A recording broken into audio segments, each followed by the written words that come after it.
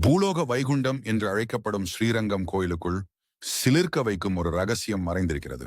அங்கே உள்ள ஒரு சன்னதியில் அமர்ந்திருப்பது வெறும் கற்சிலை என்று நீங்கள் நினைத்தால் அதுதான் தவறு. அது சுமார் 900 ஆண்டுகளுக்கு முன்பு வாழ்ந்த மகான் ஸ்ரீ ராமானுஜரின் உண்மையான பூத உடல் என்பது பலருக்கு தெரியாத அதிர்ச்சி தகவல். உன்னிப்பாக பார்த்தால் அந்த உருவத்தின் கைகளில் இன்றும் உண்மையான மனித நகங்கள் இருப்பதை நம்மால் காண முடியும். அவர் இறைவனடி சேர்ந்ததும் அவருடைய உடலை எரிக்கவோ புதைக்கவோ மனமில்லாமல் சீடர்கள் அவரை அப்படியே அமர்ந்த நிலையில் பாதுகாத்து வைத்துள்ளார்கள்.